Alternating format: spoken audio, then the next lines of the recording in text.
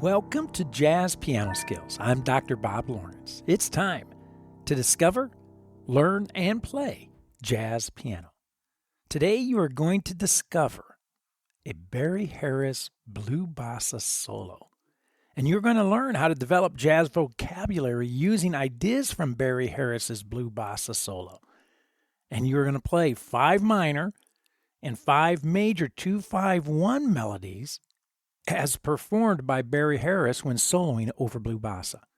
So as I always like to say, regardless of where you are in your jazz journey, a beginner, an intermediate player, an advanced player, or even if you consider yourself an experienced professional, you're going to find this Jazz Piano Skills podcast lesson exploring a Blue Bossa solo by the great Barry Harris to be very beneficial. If you are new to Jazz Piano Skills, if you're a new Jazz Piano Skills podcast listener, I want to take just a couple of minutes right now to personally invite you to become a Jazz Piano Skills member. Simply visit JazzPianoSkills.com to learn more about the abundance, and I mean abundance, of jazz educational resources and services that are available for you to use when practicing to help you to become an accomplished jazz pianist. For example, as a Jazz Piano Skills member, you have access to all of the educational podcast packets, the illustrations, the lead sheets, the play-alongs that are available for every podcast episode, which are over 100 podcast episodes. These podcast packets are great educational guides and tools and resources to use when practicing. Also, as a Jazz Piano Skills member, you have access to the online sequential jazz piano curriculum, which is loaded with comprehensive courses. All of the courses use a self-paced format, educational talks, interactive media, video demonstrations of the jazz piano skill in all 12 keys, play-alongs, and much more. Also, as a Jazz Piano Skills member, you have a reserved seat each and every week in the online weekly masterclass, which is an online 1-hour lesson with me every single week. And as a Jazz Piano Skills member, you also have access to the Jazz Piano Skills community, which hosts a variety of engaging forums, podcast-specific forums, course-specific forums, and of course, general jazz piano forums as well. And last, but certainly not least, you have, as a Jazz Piano Skills member, you have access to unlimited private, personal, and professional educational support whenever and as often as you need it. So again, visit JazzPianoSkills.com to learn more about all of the educational opportunities and how to easily activate your membership. If you have any questions, please do not hesitate to reach out and let me know. I'm always happy to spend some time with you, answer any questions that you may have, and to help you in any way that I can. Also, be sure to check out the Jazz Piano Skills blog. Enjoy that, whether you are a Jazz Piano Skills member or not. Share it with friends. You can enjoy reading some additional insights regarding the Jazz Piano Skill of the Week. I'm a couple of weeks behind, but I'll get caught up over Thanksgiving break. You will find the blog link in the menu bar running across the top of the page at JazzPianoSkillspodcast.com. Or once you land on the podcast page, you can just simply scroll to the bottom and you'll see an entire section devoted to the blog. I take some time at the end of each week to jot down some of my final thoughts about the jazz piano skill explored in the weekly podcast episode, and hopefully provide you with some words of encouragement and inspiration as well. So be sure to check out my blog, and I'm always welcome to some of your feedback, your thoughts, and ideas as well. Okay, so let's discover, learn, and play jazz piano. Let's discover, learn, and play a Blue Bossa solo by the great Barry Harris. Transcriptions. I want to talk about transcriptions for a minute. You cannot listen to any jazz educator speak without hearing them bring up the importance of transcriptions. It's usually number one on the list. They stress, all jazz educators stress, the essential need to transcribe. And in fact, transcribing is often glorified as the single most important thing you need to do in order to become an accomplished jazz musician. True. Personally, I disagree with this sentiment. Not because transcribing is overrated, because it is not. It is important, but the way we jazz educators often present it is frequently misleading and therefore commonly misunderstood. Most students, and quite possibly you as well, after hearing jazz educators speak about transcribing, walk away believing that you need to spend hours every day of every week, of every month, of every year, writing out the entire solos of your favorite jazz musicians. And then, upon the completion of your incredibly time-consuming endeavor, go to your instrument to begin playing these entire solos over and over and over again until you can successfully play the content of these solos at will in the tunes that you want to play so that you end up sounding like a professional jazz musician. If you have embarked upon this monumental process, you know firsthand how incredibly laborious this endeavor is. And you also know, you have also heard, you have also felt the very little, if any, return on your investment. Now, as you are shaking your head up and down in total agreement, which I know most of you are probably asking yourself, which you should be asking yourself, why is this true? Well, your question is valid. And the results are common and true because trying to somehow make someone else's creative thinking your own to the point you can easily, and again at will, drop kick their ideas into a spot within a song that you are playing is a very tall order, which honestly, it's never ever worked for me, ever. In fact, if somehow you pull it off, it always comes off sounding contrived, forced, awkward. At least that's my experience. So all of this to say that if this is the impression you have about transcribing, that you have formulated after hearing many jazz educators speak about transcribing, then I hate to break the news to you. You've been misguided, and your impression, your understanding of transcribing is wrong. Now, please keep in mind, jazz educators do not intentionally misguide any student. We just say things, we talk about things, we bring up things, making huge assumptions that you, the student, know exactly what we are talking about. This is naive teaching. In fact, it reminds me of a story that happened years ago when I first started teaching. I was teaching this little boy his name actually was John. He didn't go by Johnny, which would have made this story even better, but his actual name was John. But anyway, John was playing this song in his lesson, and he kept hesitating, moving from measure 2 to measure 3. He would always put a slight pause at the end of measure 2, actually increasing the number of beats from 4 beats in a measure to like 5 or 6 beats in a measure before beginning to play measures 3. So, like any good piano teacher, I stopped him and I said, hey, John, listen,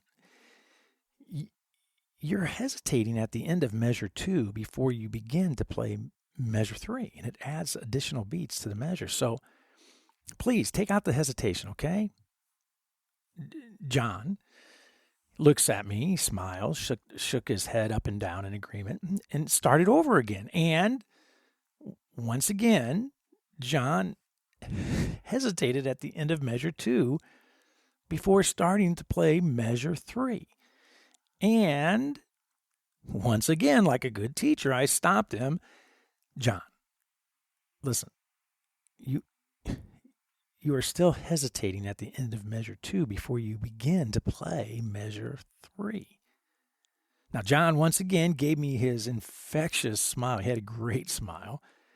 And he said, okay, I will do that. And I said, thank you, John. Thank you. So John started over again from the beginning, measure 1. And guess what? Same results. Now, I let out a huge sigh. I let this huge sigh out. And before I could utter a single word, John spoke out immediately. And he said, did I hesitate again? I said, as I recall, rather firmly this time, I said, John, yes, you did. You hesitated again. Now, let's do it over. And I need you to focus, John. I need you to concentrate, right? You can do this, right? Let's take this hesitation out of the end of measure 2 and just go right into measure 3, okay? Remove the hesitation. John smiled again, shook his head up and down. In agreement, total agreement, he placed his hands on the piano. And as he was about to begin playing, he paused. This silent, this awkward pause. He took his hands off the piano. He turned his head, and he looked at me and he asked, Dr. Lawrence, what exactly does the word hesitate mean? I sat back in my chair and I said, John, I think we're making some serious progress. Thank you for illuminating the fact that the problem is me, not you. You see, I assumed that John knew what I was talking about when I said hesitate. He had no clue. He had no idea what to fix. So for many jazz students, the word transcribing is equivalent to the word hesitate for my young student, John. Many jazz students should be asking, hey, Dr. Lawrence, what does transcribing mean? Well, here's the answer. Are you ready? Transcribing is simply learning melodies by using your ears instead of your eyes. That's it. That is transcribing in a nutshell. The melody you figure out, you learn by ear that you transcribe, could be the melody of a song. It could be a measure of a solo. It could be a melody you're hearing in your head.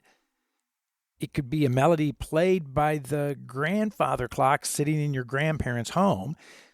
It could be the melody of church bells ringing. It could be a melody of a commercial, a jingle that you hear on TV. All of these activities is transcribing.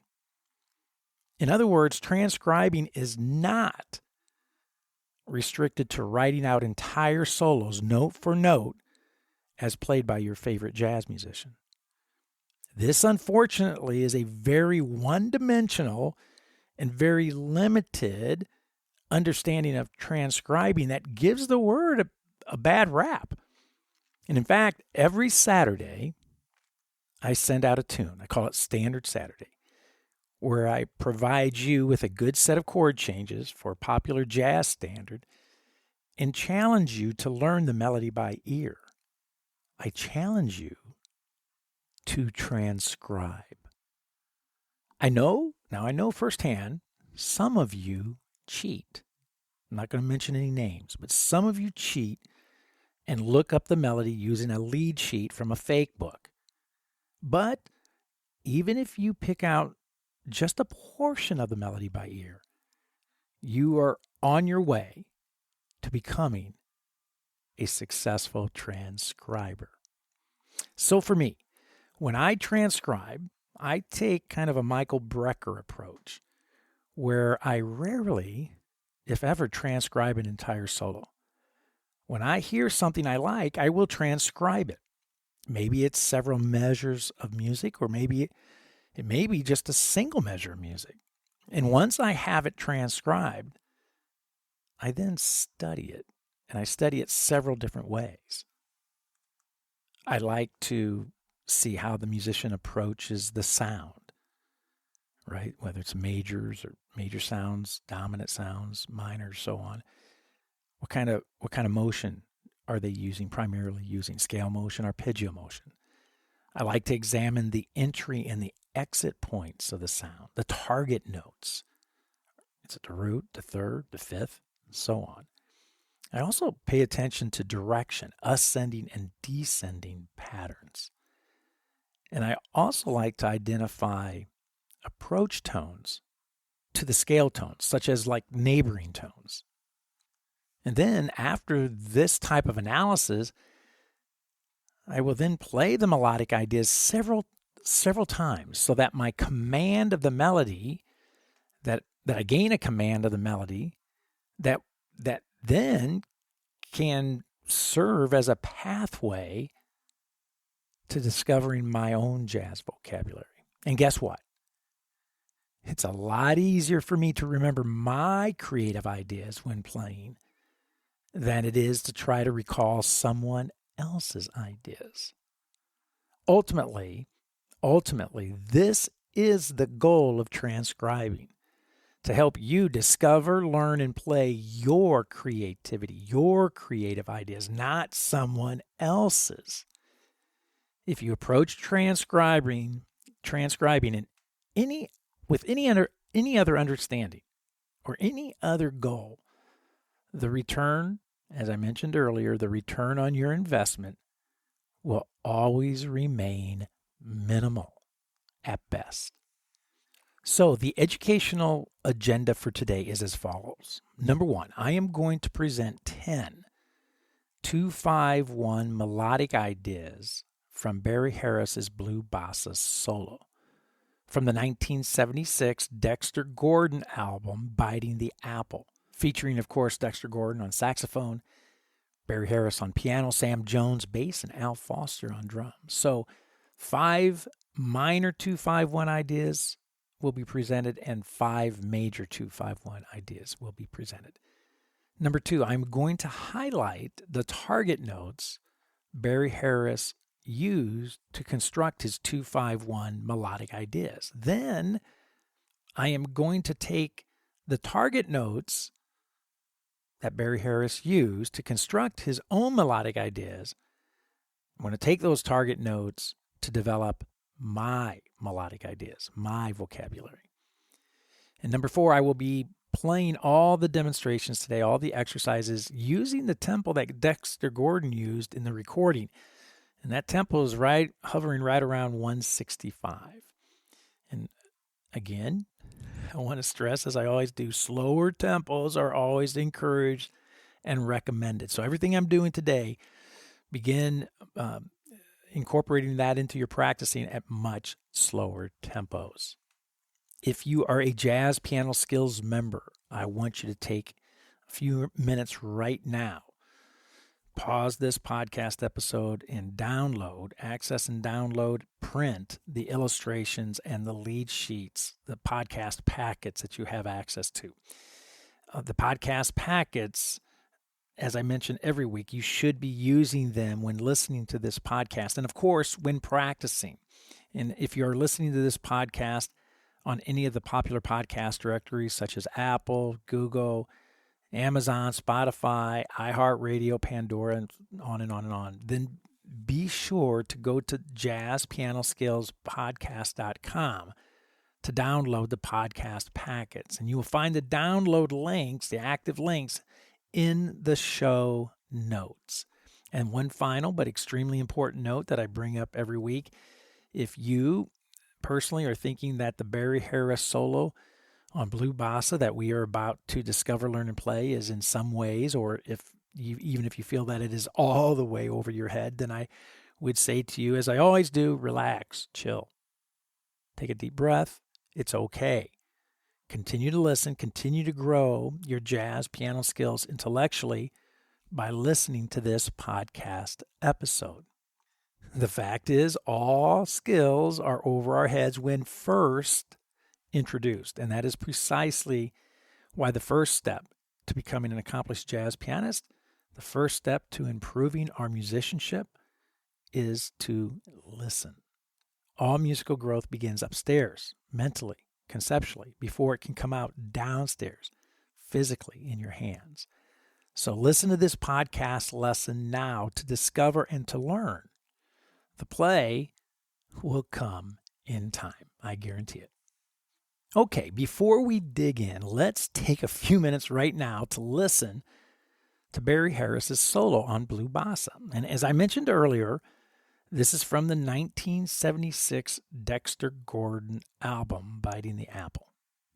I'm not sure we call them albums. I think I'm showing my age here. I guess it's the official word is recording. But the Dexter Gordon, you know what I mean. The Dexter Gordon album, Biting the Apple. Now, I have cut out Dexter's solo. Nothing against Dexter. His solo is fantastic. But today, it's all about Barry Harris. So I've modified the recording so that you can hear Dexter, Barry, Sam Jones, and Al Foster play the head of Blue Bossa, followed immediately by Barry's solo. Okay? So sit back, relax, and enjoy a little Blue Bossa and Barry Harris's solo. Here we go.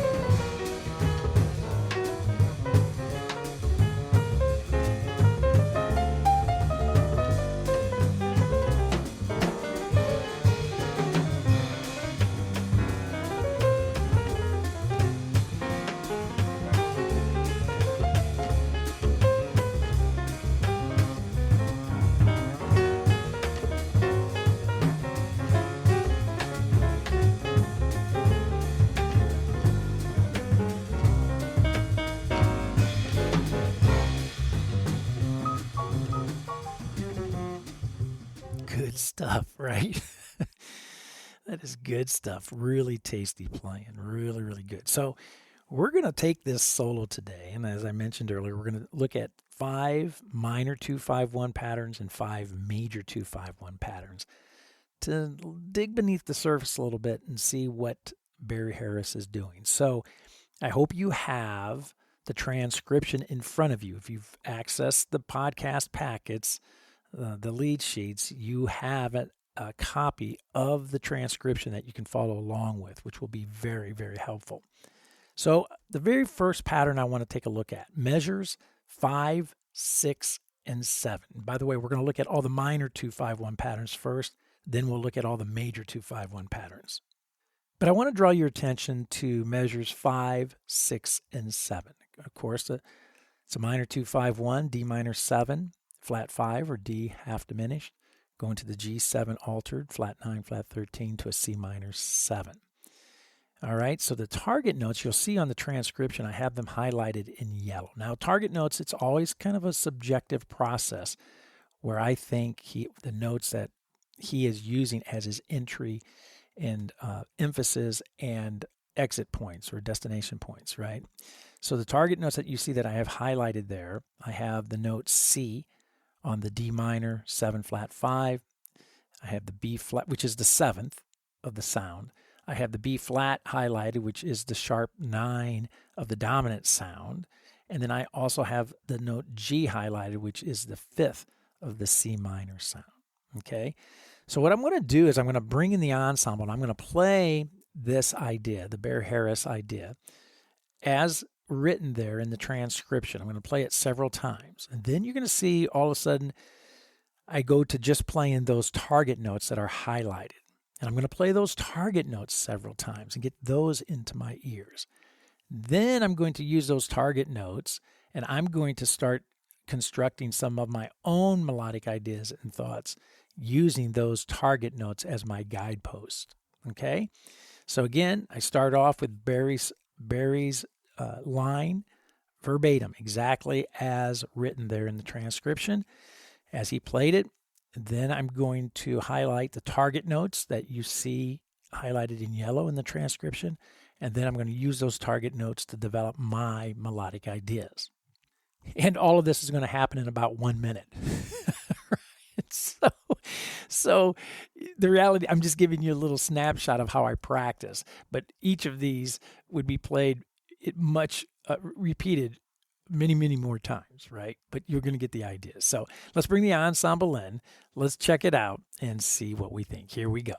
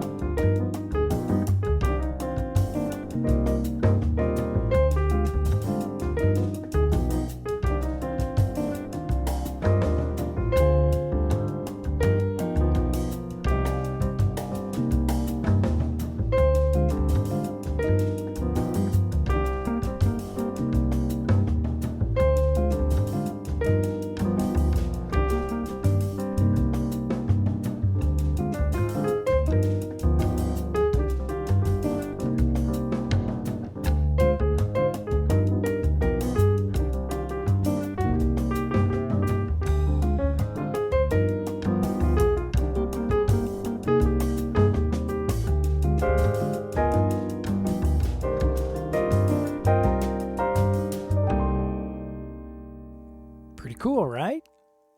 See, now this is what I'm talking about, how to study and use a transcription to begin developing your creative thoughts, your creative ideas, your jazz vocabulary. And by the way, just a side note, if you have the illustrations packet, podcast packet in front of you as well, you can see the voicings that I'm using. I have those mapped out, the voicings that I'm using in the left hand, the contemporary shell voicings. So now let's go on to the next minor 2-5-1. I want to draw your attentions to measures 29, 30, and 31.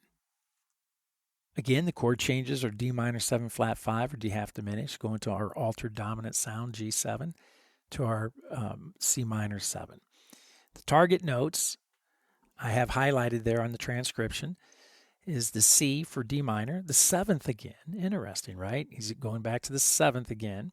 The B natural this time on the dominant, which is the 3rd, and then C I have highlighted, which is the root, of course, for the C minor 7. So once again, I want to bring the ensemble in. I'm going to play the Barry Harris idea verbatim as he played it and as notated in the transcription. Then I'm going to reduce it down to the target notes. And then from the target notes, I'm going to begin building and constructing some of my own melodic ideas. Again, to discover, learn, and play my creativity. So here we go. Let's bring the ensemble in. Let's check it out. Let's see what we think.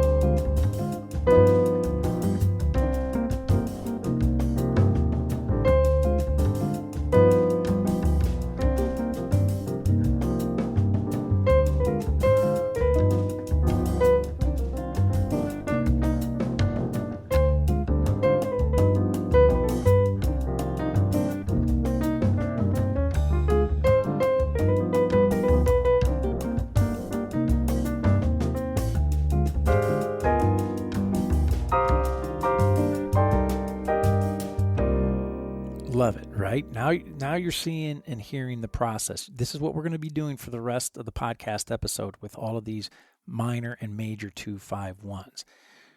Our goal is really to take the idea played by Barry Harris, get to the target notes, and then use those target notes as our guideposts in developing to get from one chord to the next chord to the next chord and developing our own melodic ideas moving through a minor or major 2-5-1.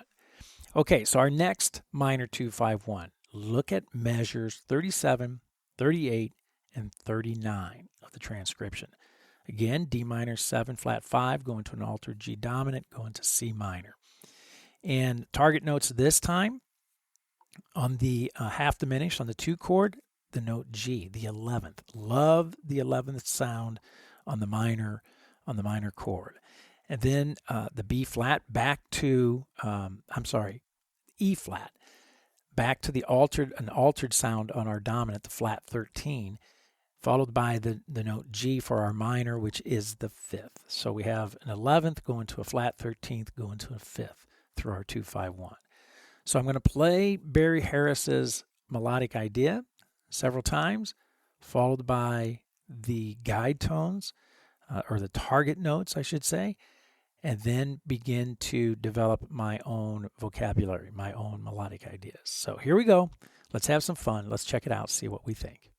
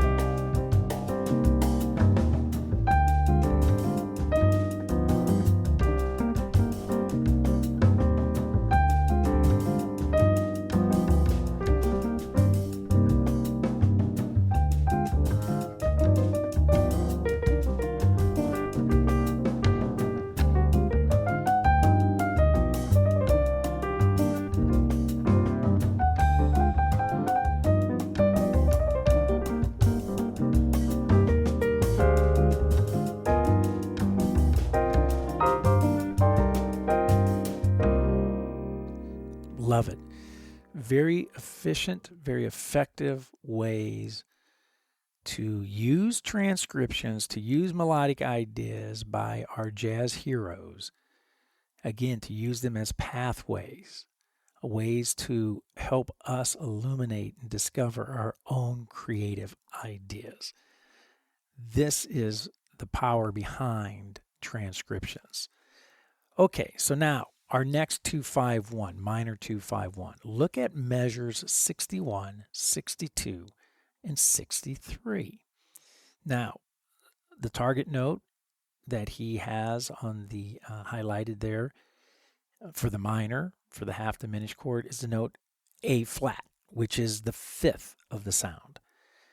Once again, on the dominant chord, it's going back to the B flat, which is the sharp 9, the altered sound, right? You seeing how he loves that altered dominant sound? Of course, we all do. And then on the minor, the E flat, right, which is the third. So the fifth going to the sharp 9, going to the third, moving through our 2-5-1. So once again, I'm going to play Barry's idea as written in the transcription, followed by highlighting those target notes, getting those notes into my ears, that connection from the 2 to the 5 to the 1. Then I'm going to begin developing my own melodic ideas. So here we go. Let's have some more fun. Check it out.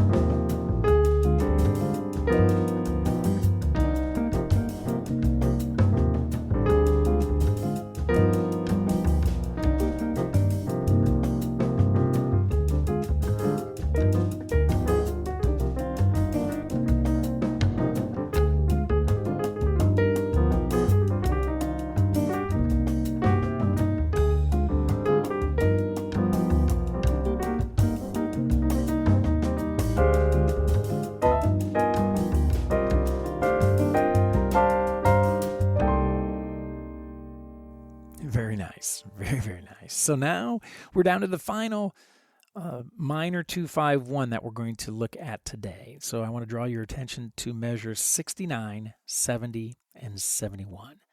Once again, it's minor 2-5-1, D minor 7 flat 5 or D half diminished, going to an altered dominant sound, going to our C minor, our 1 chord C minor 7. So in measures 69, 70, and 71, the target notes, the D, which is the root of our half diminished, of our D minor 7 flat 5, go into what on our dominant? The note E flat, which is the flat 13. So we're back to that sound again, followed by G, the fifth of our minor sound. So, right, you notice how the target notes on the minor and on the half diminished and on the minor are primary target notes, right? Like the root, the third, the fifth, maybe the 11th, right? That occasional 11th on the minor, which I mentioned earlier that I love.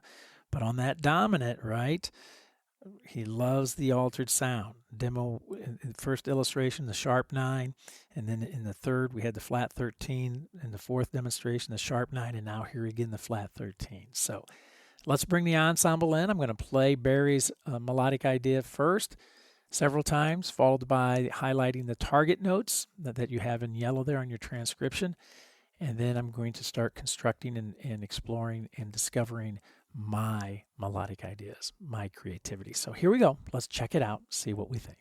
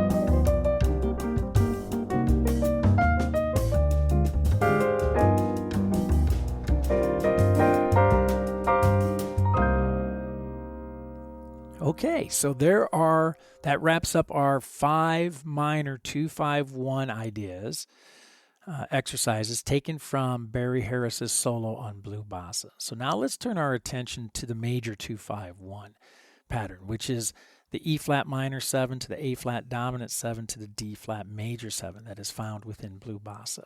So we're going to go back to the beginning. I want you to look at measures 9, 10, and 11. The target note for our E flat minor, the root.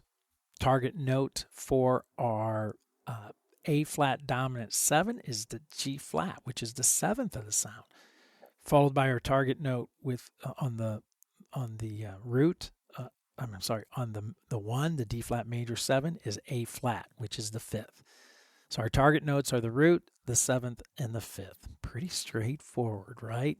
Major 2-5-1, E flat minor 7, A flat dominant 7, D flat major 7. So again, I'm going to play Barry's idea first, followed by the target notes, followed by my exploration to develop some jazz vocabulary. So here we go. Let's check it out.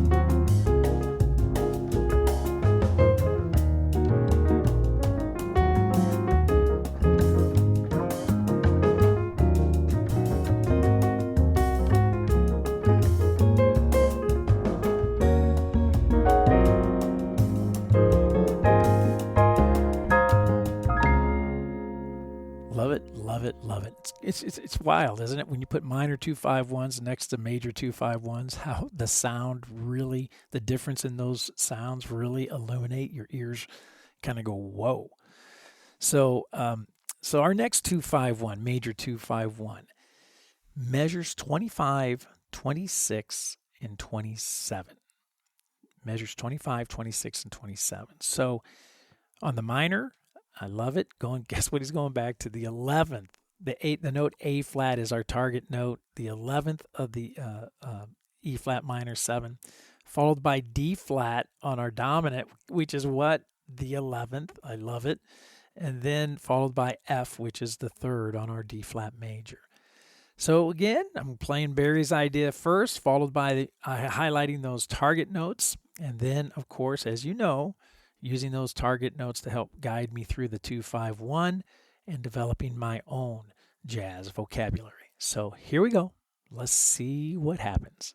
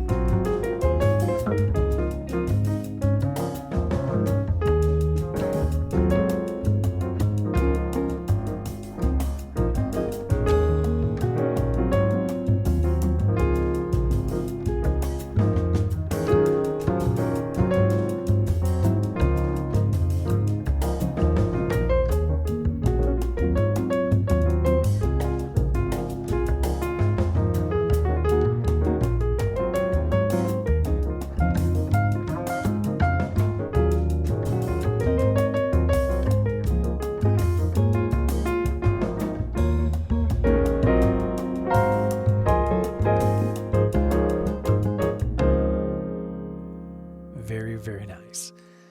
Very nice, right? I love it. Just, again, a very efficient, a very effective, very methodical way to explore transcription and to help you, to help me, to help all of us tap into our creative side, to our jazz vocabulary that, again, will be much easier for us to recall and remember and play and utilize in songs and in the literature that we play, other than trying to replicate somebody else's work verbatim.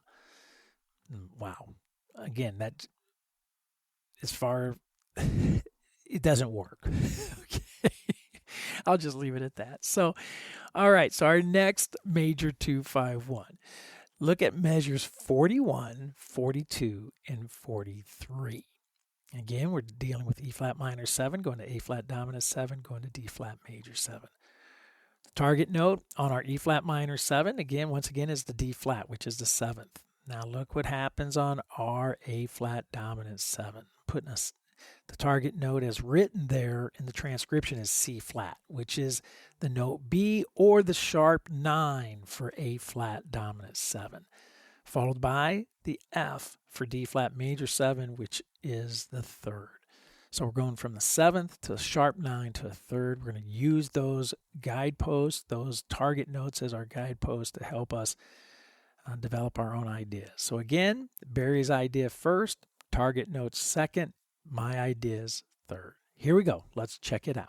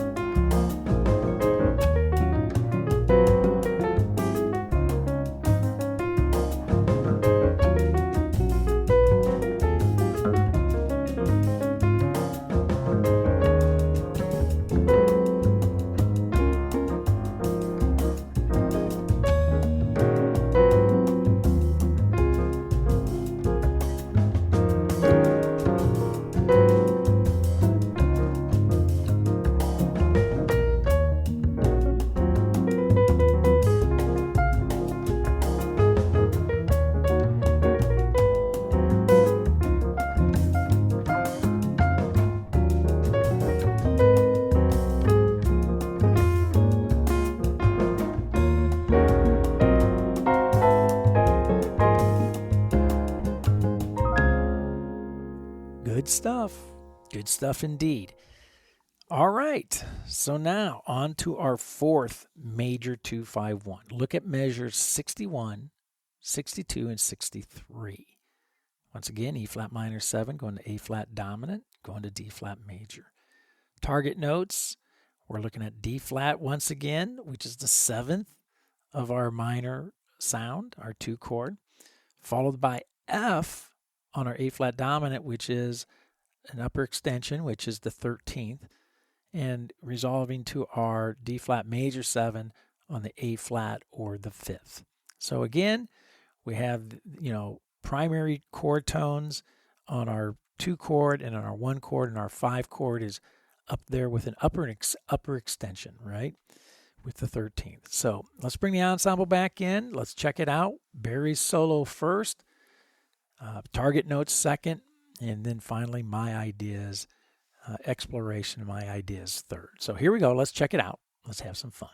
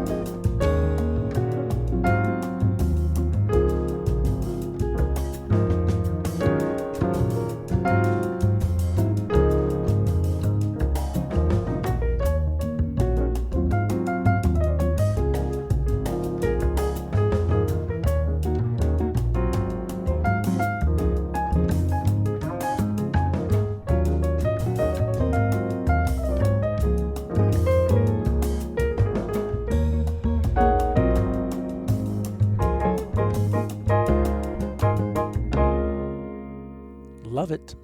Absolutely love it. All right, so guess what? We're down to our last major 2-5-1 from the Barry Harris Blue Bossa solo. So Look at measures 73, 74, and 75. 73, 74, and 75. Target note on the minor, guess what? The 11th. Here we go again. He loves the 11th sound on that minor. Followed by what? I'm just going to bet it's an upper extension of some kind or an altered sound. Sure enough, it's the note B on our A flat dominant 7, which is the sharp 9. Followed by an A flat on our major, which is the 5th of the sound. So we have the 11th on the minor, sharp 9 on the dominant, 5th on the major. I'm going to use those guideposts again to help us to develop jazz vocabulary. So, as I've done throughout the entire podcast today, Barry's solo, Barry's idea first, the target notes second, followed by my improvisational ideas and thoughts third. Okay, here we go. Let's check it out.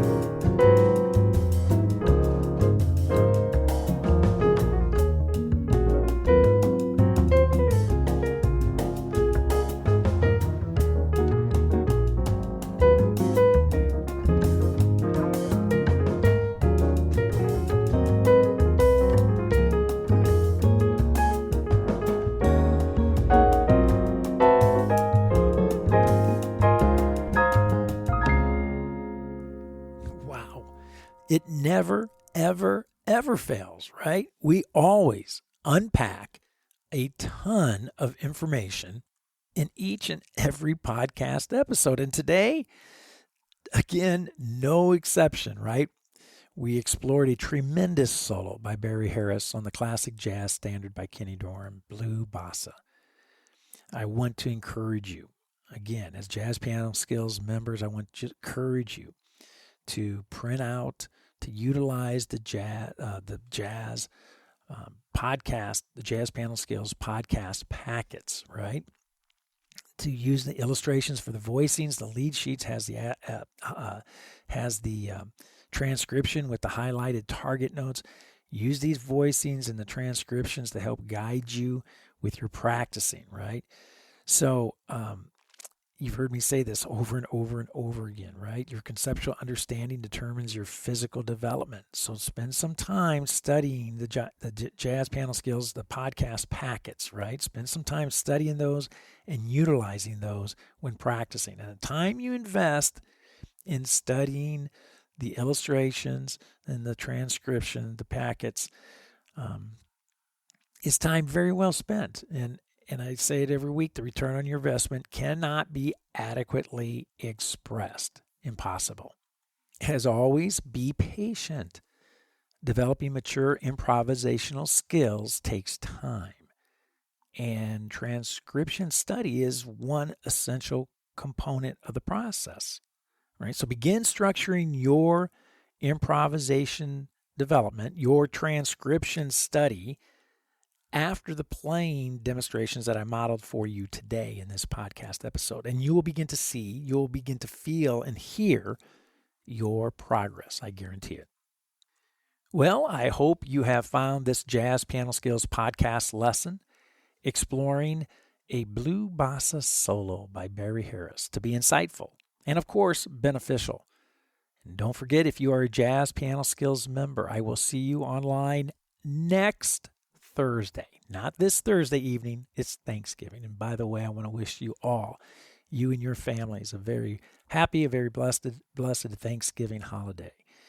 So we will gather online, not this Thursday, but next Thursday, 8 p.m. Central Time, to discuss this podcast episode lesson, exploring the Barry Harris Blue Bossa solo in greater detail, and to answer any questions that you may have about the study of jazz in general. Again, as a Jazz Piano Skills member, be sure to use the educational podcast packets, the illustrations, the lead sheets, the play-alongs for this podcast lesson. And of course, be sure to tap into the Jazz Piano Skills courses to maximize your musical growth. Likewise, make sure you are an active participant in the Jazz Piano Skills community.